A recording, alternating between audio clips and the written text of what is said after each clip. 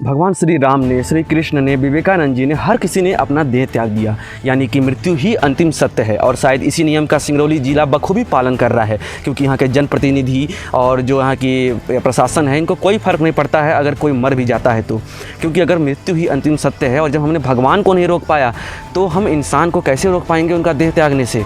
यहाँ पे आए दिन एक्सीडेंट होते रहते हैं, बड़ी बड़ी गाड़ियाँ चलती हैं, लेकिन किसी को कोई फ़र्क नहीं पड़ता, कोई कार्रवाई नहीं होती है।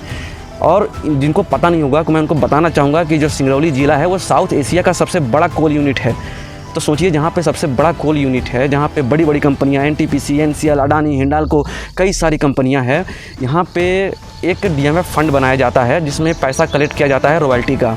और ये जो नियम रहता है कि जो डीएमएफ का जो फंड है वो सिर्फ उसी ज़िले के भलाई के लिए उपयोग होना चाहिए, शिक्षा के लिए, स्वास्थ्य के लिए, रोड के लिए, इंफ्रास्ट्रक्चर के लिए, हर चीज़ के लिए। लेकिन यहाँ का जो डीएमएफ का फंड है ये तो कहीं और कोई ले जाता है, कोई बड़ा नेता आता है और अपने महानगर में यूज करवा लेता है, जबकि नियम ऐसा कुछ भी नहीं है। 60-70% भी कम से कम मिनिमम अगर यहाँ पर खर्चा हो तो बात भी हो, लेकिन कोई पारदर्शिता ही नहीं है कि खर्चा हो भी रहा है कि नहीं हो रहा है, और कहीं दिख भी नहीं रहा है कोई खर्चा।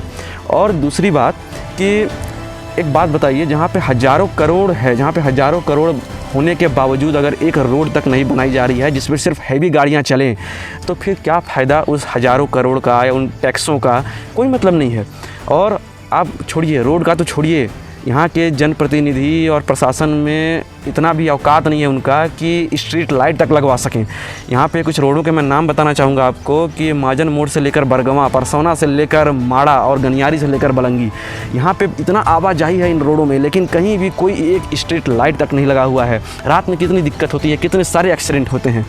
और मेरा एक सवाल उन लोगों से भी है जो अपने अपने समाज के जो ये ठेकेदार बने बैठे होते हैं और ग्रुप बना के बैठे होते हैं और रैलियाँ निकालते हैं, चंदा इकट्ठा करते हैं। अरे भैया, कहाँ गया तुम्हारी एकता? पिछवाड़े में घुसा ली हो क्या अपनी एकता को? ना कोई कैंडल मार्च करते हो, ना कोई प्रदर्शन करते हो जब कोई भी हादसे होते हैं। अभी कल एक एक्सीडेंट हो गया, एक लड़का मर गया, बेचारा अपने बाप का इकलौता लड़का था। 2 दिन पहले और एक एक्सीडेंट हुआ था।